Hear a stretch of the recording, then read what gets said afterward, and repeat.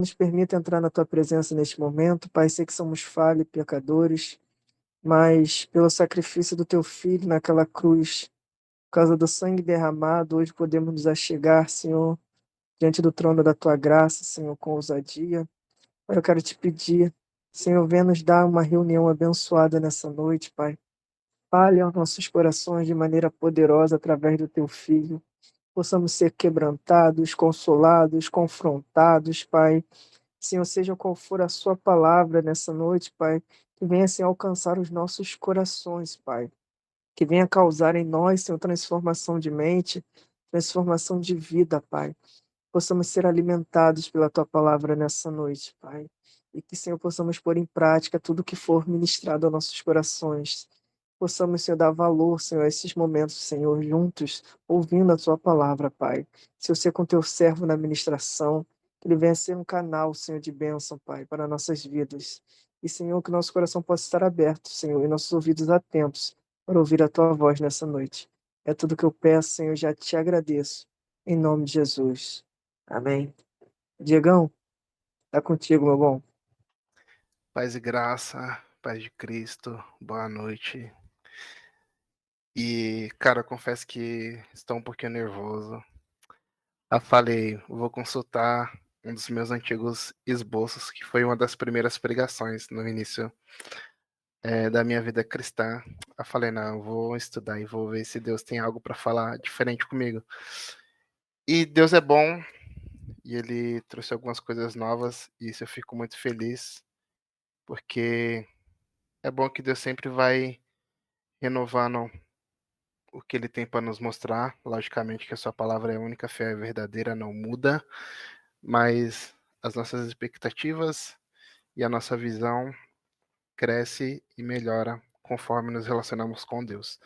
Eu vou ler aqui o texto para a gente não perder não perder muito tempo, e eu já compartilho o que Deus tem acerca da sua palavra, que diz assim, a partir do versículo 7, no capítulo 3. E ao anjo da igreja que está em Filadélfia, escreve: Isto diz o que é santo, o que é verdadeiro, o que tem a chave de Davi, o que abre e ninguém fecha, e fecha e ninguém abre. Eu sei as tuas obras, eis que diante de ti pus uma porta aberta, e ninguém pode fechar. Tendo pouca força, guardaste a minha palavra e não negaste o meu nome. Eis que eu farei aos da sinagoga de Satanás, aos que se dizem judeus e não são, mas mentem, eis que eu farei que venham e adorem prostrado aos teus pés, e saibam que eu te amo, como guardaste a palavra da minha paciência. Também eu te guardarei da hora da tentação, que há de vir sobre todo mundo, para tentar os que habitam na terra. Eis que venho sem demora. Guarda o que tens, para que ninguém tome a tua coroa. A quem vencer, eu farei coluna no meu templo, no templo do meu Deus. E dele nunca sairá. E escrevi sobre ele o nome do meu Deus e o nome da cidade do meu Deus, a nova Jerusalém, que desce do céu, do meu Deus, e também o meu novo nome. Quem tem ouvidos, ouça o que o Espírito diz às igrejas. Só um minuto, só.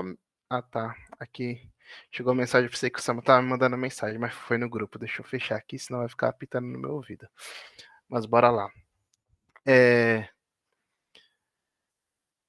cara, eu tenho um grande prazer e uma grande felicidade quando eu falo da igreja de Filadélfia, porque é uma das igrejas que a gente vê que Deus ele só fala bem. Ele não tem algo que criticar, ele não tem algo a se levantar, mas ele traz apenas os melhores aspectos. Mas antes de entrar nisso, só situar um pouco do contexto, a gente vê que João, ele está na ilha de Patmos, João ele é arrebatado em espírito, e João ele começa a receber uma mensagem. Só que quando João começa a receber essa mensagem, e ele tem que entregar essa mensagem às 7 igrejas, que são as 7 cartas, a gente vai perceber um padrão nas 7 cartas. Ou seja, todas as cartas têm uma apresentação, uma apreciação uma reprovação e promessas. Então, todo o discorrer das 7 cartas, primeiro João ele vai relatar o próprio Cristo se apresentando, o próprio Cristo apreciando a igreja, Cristo a reprovando, reprovando não a igreja, mas sim os seus costumes e o que eles andam praticando, e logo em seguida ele vai vir com as suas promessas. E dentro disso, a gente percebe alguns aspectos de quê? De que Cristo ele é conhecido na igreja e através da igreja. Então, diante disso, Cristo ele se preocupa da forma que a sua igreja ela se comporta, porque a igreja de Cristo, ela representa Cristo na terra.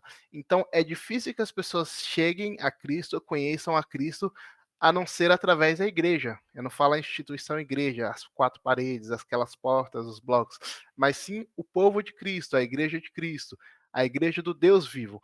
Então, Cristo ele se preocupa da maneira que nós vamos se comportar. Então, diante disso, ele fala: João, é necessário que seja escrito 7 cartas. Ele não vai falar que seja necessário, a gente vai ver só as 7 cartas sendo escritas e as mensagens sendo entregues. Por quê? Porque Cristo ele vê uma necessidade de não tanto quanto apreciar, mas de, em alguns casos, repreender as suas igrejas. Por quê? Porque a igreja de Cristo é a igreja que revela Cristo para aqueles que estão sedentos e precisam de Cristo. Então, por isso, João, ele faz o quê? Escreve as cartas e as cartas são entregues às 7 igrejas. Só que quando chega no caso da igreja de Filadélfia, a gente vai ver o primeiro ponto é que o quê? Filadélfia significa o quê? Amor dos irmãos. Só que eu vou falar disso um pouquinho mais para frente. Só que quando Cristo ele começa se revelando para a igreja, ele vai dizer da seguinte forma: E o anjo da igreja que está em Filadélfia escreve isso, o que diz que é santo. Então Cristo ele está se separando aqui, está se mostrando como alguém que é santo, alguém que é separado. Então quem está direcionando a mensagem para a igreja não é qualquer pessoa, não é uma pessoa aleatória, mas sim o Santo Deus, aquele que foi separado, Cristo. Então fala, olha, presta atenção, porque aquele que foi separado, aquele que é o Santo de todos os santos, ele está falando com você. Aí ele vai continuar. O que é verdadeiro, ou seja, aquele que detém toda a verdade está falando com vocês. Então, por mais que pessoas vão falar coisas, pessoas vão se levantar contra vocês, não, pera, presta atenção no que eu estou falando. Porque é bem verdade que no meio da igreja, tipo, muitas pessoas querem falar muitas coisas e às vezes nem vem de Deus. E às vezes não está nem detido a verdade nisso. Tanto que é bem comum que a gente vê hoje em dia, que, tipo, nessa época de eleição, muitas, entre aspas, verdades estão sendo disseminadas como se fossem para aprovação de certos políticos, sendo que, na verdade, estes mesmos nem são santos e nem detêm a verdade. E, infelizmente, estão dando ouvidos para o que esses tais políticos, não vamos generalizar nomes que não sei em quem vocês votam e tipo, também não é, não querendo ser ignorante, também não é do meu interesse, porque voto é secreto, né? Mas enfim. Então são pessoas que estão usando o púlpito para falar daquilo que não é verdadeiro, daquilo que não é santo, daquilo que não interessa a Cristo, daquilo que não está disposto a revelar Cristo na sua igreja. Então, o primeiro alerta que a gente vê e entende para os dias de hoje é que a gente tem que prestar o quê? Atenção na mensagem daquele que é santo e verdadeiro, daquele que tem todo o poder, daquele que detém todo o poder em suas mãos, porque somente ele é quem abre e fecha portas. E portas que ele abre, ninguém pode fechar. E portas que ele fecha, ninguém pode abrir, porque ele é o Deus Todo-Poderoso. E é esse Deus Todo-Poderoso, Santo e Verdadeiro que está se revelando para a igreja de Filadélfia para falar com eles.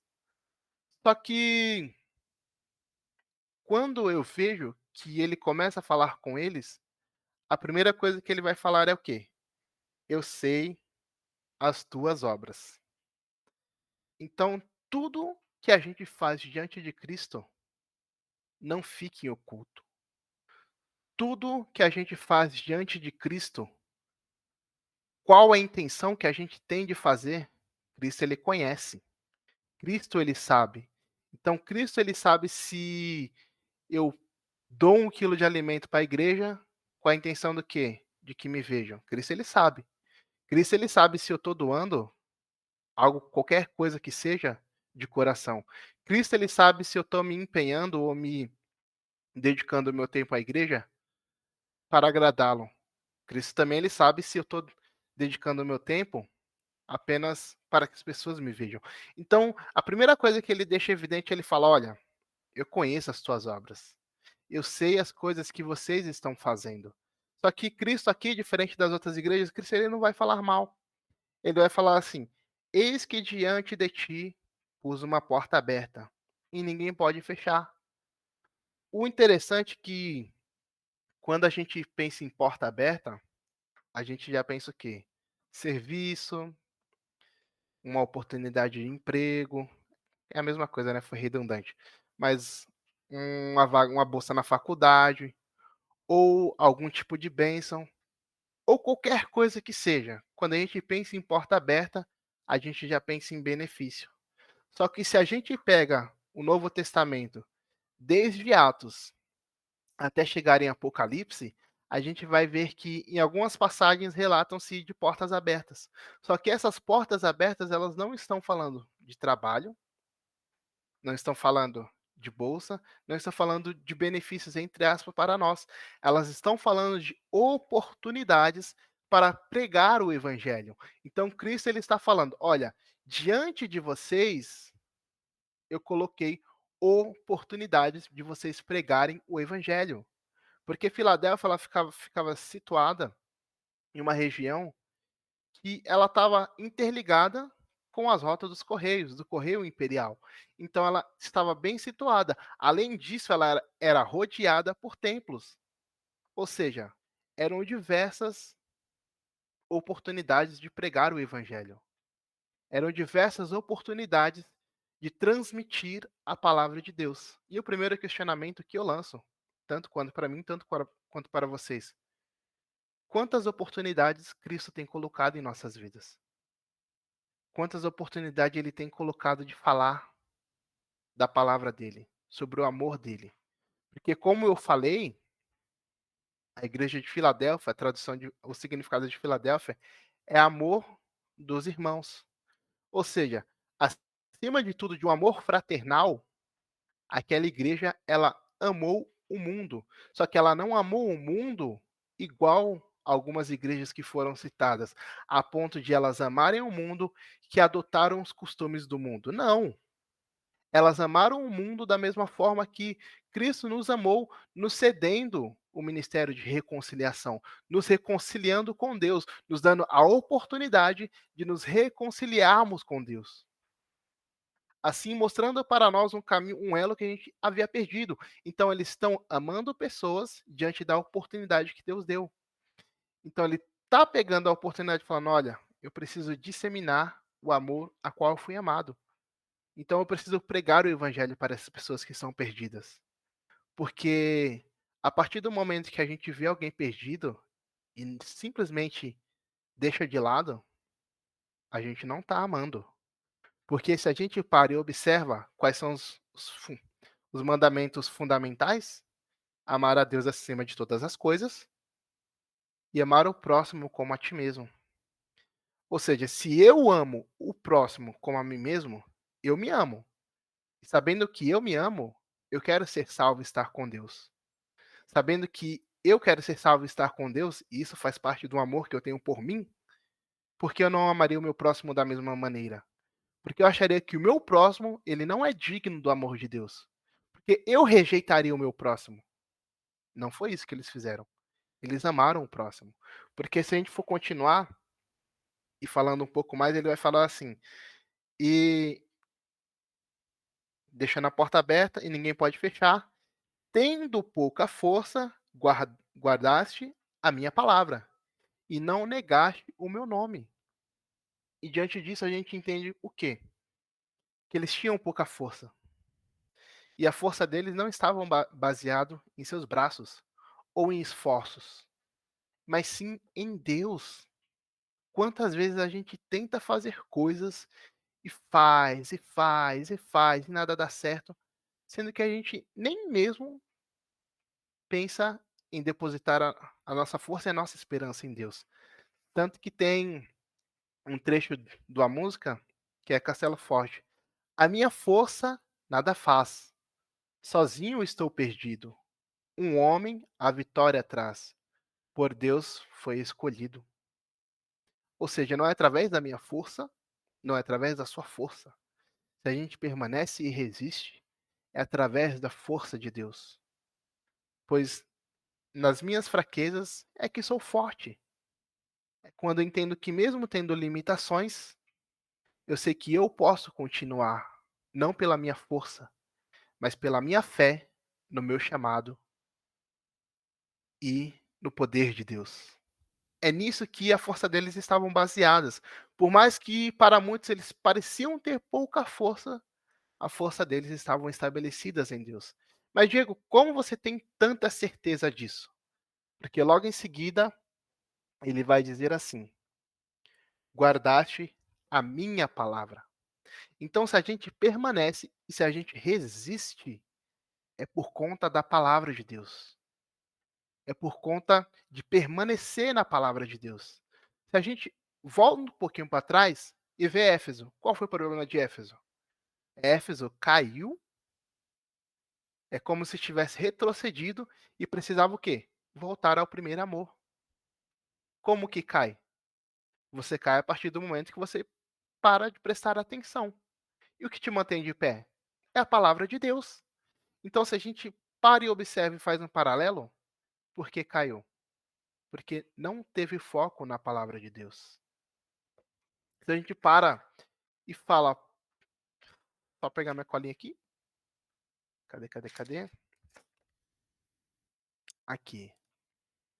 Se a gente vê Pérgamo, Pérgamo era uma igreja idólatra que se encurvou para outros deuses. Por que caiu? Porque não guardou a palavra de Deus. Porque a palavra de Deus já diz: amar a Deus acima de todas as coisas. Se eu sei que existe um único Deus verdadeiro, é somente a esse Deus que eu devo devotar a minha vida. É somente a esse Deus a que eu devo me entregar.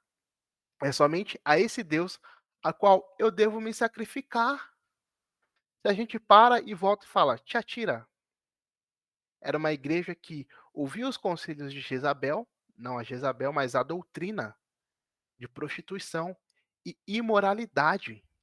Ou seja, era uma igreja prostituta e uma igreja imoral. Por quê? Porque esqueceu dos primórdios da palavra de Deus, que quer a sua igreja santa e imaculada. Por quê? Porque Deus é o quê? Santo. Então, se eu entendo que Deus é santo, eu tenho que ser santo como ele é. Por mais que eu não vou conseguir ser santo 100%, eu busco através de Cristo ser santo, ser santificado pelo sangue do Cordeiro, buscando a ser semelhante a ele. Então, através disso, eu entendo que eu preciso buscar o processo para ser santificado. Então, se eu presto atenção na palavra de Deus, se eu sou fiel à palavra de Deus, eu não vou ser imoral, eu não vou ser prostituto, eu não vou ceder às doutrinas de Jezabel. E se a gente para e olha para a igreja de Sardes, era uma igreja que não havia integridade, não eram pessoas íntegras. É como se fossem sepulcros caiados, ou seja, pessoas que perderam a sua integridade. E quando a gente fala de integridade, a gente pensa em verdade. Ou seja, uma igreja que não se preocupou em ser verdadeiros. E quem faz isso?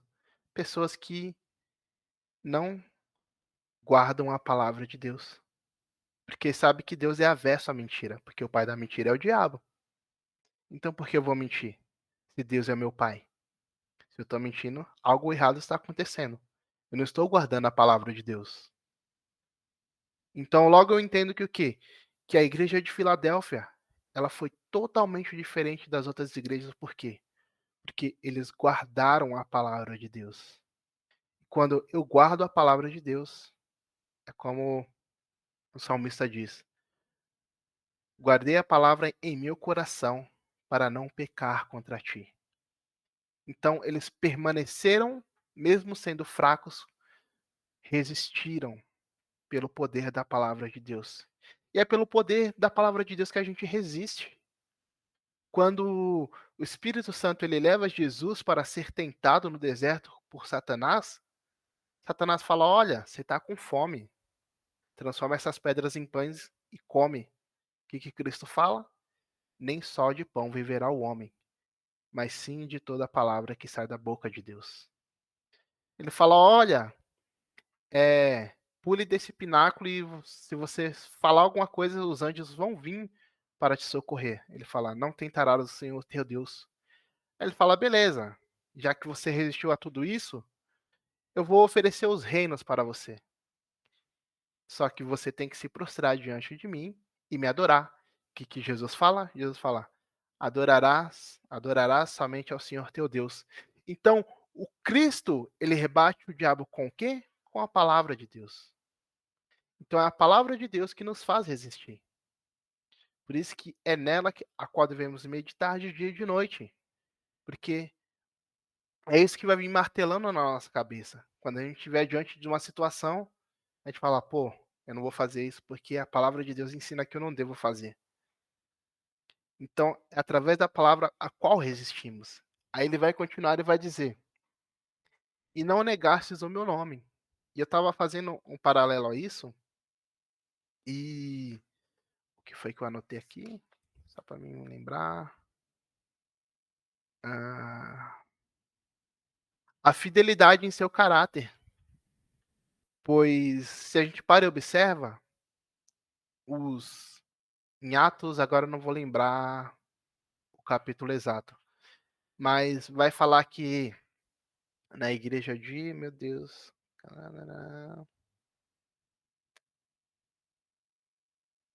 agora eu esqueci o nome, meu Deus, deu um branco. Mas vai falar que foi ali em que foram chamados pela primeira vez de cristãos, pequenos cristos, pessoas que tinham o seu caráter e o seu comportamento igual ao de Cristo. Pessoas que carregavam o nome de Cristo, ou seja, pessoas que eram fiéis a Cristo, guardavam e levavam o seu nome. E Antioquia, muito obrigado, Sama. Nossa, velho, eu acho que eu não queria lembrar porque estou um pouco cansado e meu cérebro tá frito, mas Deus é bom e Deus é fiel. Então, aquelas pessoas eram pequenos cristos. E hoje, quantas vezes passamos por situações em que queremos mascarar o nosso comportamento para sermos aceitos pela sociedade? Quantas vezes queremos abrir mão de uma coisa pequena que seja, para que sejamos aceitos? Quantas vezes deixamos de falar ou expressar algum sentimento ou algum pensamento por conta de sermos rejeitados por expressar a nossa fé? Isso é bem comum. Eu falo isso por conta da faculdade. Uma vez, uma menina, a gente falando sobre aborto, e ela falou que era a favor. Eu falei: minha filha, você é a favor de aborto e cristã não combina, não dá certo, não encaixa, porque você está sendo contra a vida. E ela voou para cima de mim e queria me matar, né? Mas eu falei: não dá. Que Bíblia você está lendo? Me fala essa Bíblia aí que eu também quero ler, para ver se eu que estou errado. E, e através disso, de pequenas coisas, que a gente às vezes pensa que não é nada, mas a gente estamos sendo infiéis a Cristo, a ponto de, em pequenos pontos, negar o seu nome. E Filadélfia não foi desse jeito. Eles permaneceram fiéis até o fim, não negaram o nome de Cristo. E tanto diz que a gente entra no terceiro ponto. Rapaz, foi rápido isso aqui.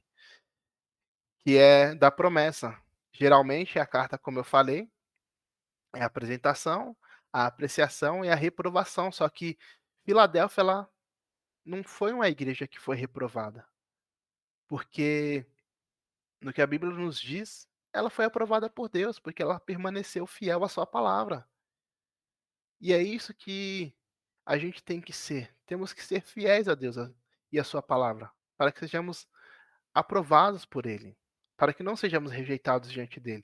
E Cristo ele não fala dessa maneira de que ele quer nos rejeitar, mas de que ele quer nos repreender porque ele nos ama. Só que essa igreja era uma igreja que não tinha defeitos diante de Cristo. Não tinha nada que houvesse uma reprovação. Por isso que ele já pula direto para as promessas. E ele começa assim: Eis que eu farei aos da sinagoga de Satanás, aos que se dizem judeus e não são, mas mentem. Eis, eis que eu farei que venham e adorem prostrados aos seus pés, e saibam que eu te amo. Ou seja, Cristo estava falando: olha, aqueles que se levantam contra ti, aqueles que se opõem contra ti, eles vão ter que adorar prostrados diante de ti. E isso é o que vai acontecer no final. Quantas pessoas se levantaram contra vocês?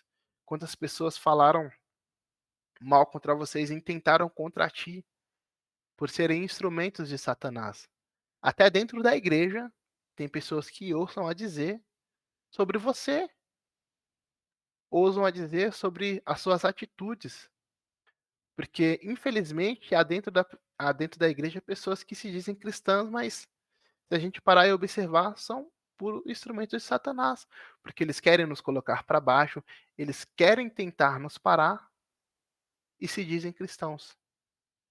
Só que um verdadeiro cristão, ele apoia o seu irmão. Ele luta junto com o seu irmão. Só que Cristo está falando: olha, esses que dizem que são e não são, eles vão receber a punição deles. Porque Deus ele é justo. E Deus ele cuida do seu. Tanto que ele vai dizer assim: e saibam que o quê? Que eu te amo. Então, se você está passando por alguma dificuldade ou se alguém está se levantando contra você, permaneça fiel a Cristo. Porque é dele que vai vir a justiça. O que a gente pode fazer é orar. Falar: Senhor, tu que cuida, tu que sabe de todas as coisas. Se for da tua vontade, tenha misericórdia, mas seja justo. Seja justo. Porque Cristo ele sabe das nossas necessidades, das nossas dificuldades. Ele cuida de cada um de nós. Aí ele vai e continua: como guardaste a minha palavra, como guardaste a palavra da minha paciência, também eu te guardarei da hora da tentação que há de vir sobre todo o mundo, para tentar os que habitam na terra. Eis que venham sem demora. Guarda o que tens, para que ninguém tome a tua coroa. Então Cristo ele está falando: olha, como você foi fiel a mim, na hora da tentação, da provação, certo que João ele está falando aqui sobre as tribulações que virão futuramente, escatologia. Eu não vou entrar muito em escatologia porque isso aqui é um assunto para quem entende bastante. Eu sempre fugi de escatologia, tenho um pouquinho de medo, mas Deus é fiel. Então ele está falando: olha, eu vou livrar vocês da tentação e da provação. E às vezes eu não precisa nem esperar por um tempo escatológico, porque em diversas situações e ocasiões, Deus ele está cuidando de nós. Por quê? Porque somos fiéis à sua palavra. Não que seja condicional, mas Deus ele vai e age a favor daqueles que são seus, daqueles que permanecem fiéis a Ele. Então ele está falando: olha, vocês estão guardando a minha palavra, eu vou cuidar de vocês. Às vezes a gente não enxerga o cuidado de Deus, mas Deus ele está cuidando de nós, porque a gente pensa que o cuidado de Deus é apenas o extraordinário. Mas o cuidado de Deus ele pode estar no nosso ordinário, na nossa vida comum, no nosso dia a dia. Exemplo foi ontem, eu voltando para casa, chegando do serviço, e em casa tem uma escada para descer. E como estava chovendo, a escada estava molhada. Eu sempre fico: meu Deus, quando os meus pais chegar, não deixo que nada aconteça com eles, porque nunca se sabe, né? E por incrível que pareça, ia acontecer comigo ontem. Eu escorreguei na escada, um pé subiu, nisso que um pé subiu eu tive reação para conseguir segurar no corrimão e não cair na escada. Porque se eu tivesse caído, só Deus sabe o que ia acontecer. Mas nisso eu vi um cuidado de Deus. Nisso eu vi a mão de Deus cuidando de mim. Então eu entendo que o quê? Que às vezes a gente espera por algo extraordinário, mas a gente esquece de pensar no nosso ordinário, no nosso dia a dia, na nossa vida comum, onde Deus age e cuida de nós, nos livra de todo mal, porque somos fiéis a Ele. E ele vai falar: olha, eu estou vindo e eu não vou demorar. Então guarda o que tu tens, para que ninguém tome a tua coroa. Ou seja, devemos guardar com atenção aquilo que Cristo nos entregou. Devemos guardar como se fosse totalmente precioso aquilo que Cristo entregou para nós, para que no final ninguém tome a nossa coroa. Aí ele vai e continua: ao que vencer, farei coluna no templo do meu Deus, e dele nunca sairá. Escrevi sobre ele o nome do meu Deus e o nome da cidade do meu Deus, a nova Jerusalém, que desce do céu do meu Deus, e também o meu novo nome. Quem tem ouvido, ouça o que o Espírito diz à igreja. De certo que aqui, um pouco escatológico, mas ele falando sobre a futura casa de Deus. Não vai ser feita de parede, de bloco, mas não, nós mesmos seremos estruturas da casa do nosso Deus. A Jerusalém que desce do céu e vem para a terra. Ou seja, no final, por mais que a gente passe por dificuldades, por mais que aconteçam as coisas que tentem nos tirar do foco, no final nós, se permanecermos fiéis, nós estaremos com o nosso Deus. Nós estaremos junto ao lado do nosso Deus. E ele não demora, ele não vai demorar. Só que o que eu quero dar mais ênfase nisso daqui é sobre as dificuldades que essa igreja poderia ter, mas eles permaneceram fiéis à palavra de Deus. Eles permaneceram fiéis ao caráter de um verdadeiro cristão. Eles permaneceram fiéis a Deus, a ponto de serem fracos, mas em Deus eles eram fortes, por conta da fidelidade à palavra de Deus. Eles foram fiéis ao ministério que Cristo entregou em suas mãos. A porta que estava aberta, oportunidades para a palavra de Deus ser pregada, eles honraram isso, pois eles tinham fé em seu chamado e confiavam na autoridade e no poder divino do nosso Senhor Jesus Cristo. E é isso que Cristo tem falado para nós nessa noite. Permaneçam firmes e fiéis. Continuem firmes à palavra de Deus, pois Ele está conosco. Pode ser que seja difícil, mas Ele está cuidando de cada um de vocês. E eu agradeço muito a minha oportunidade, porque, cara, isso deu uma mexida no meu coração. Isso deu uma mexida no meu coração, de verdade. E,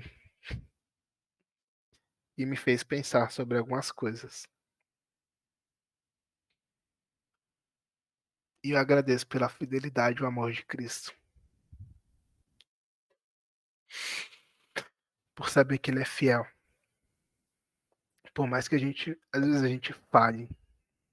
Às vezes a gente precisa voltar ao primeiro amor. Às vezes que nós somos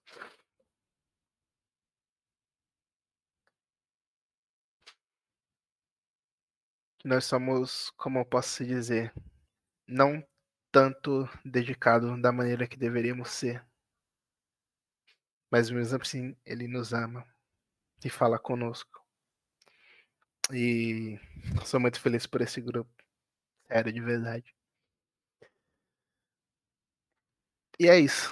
Eu agradeço de coração e que Deus abençoe todos vocês. Se continuar falando aqui, eu vou chorar e é isso aí.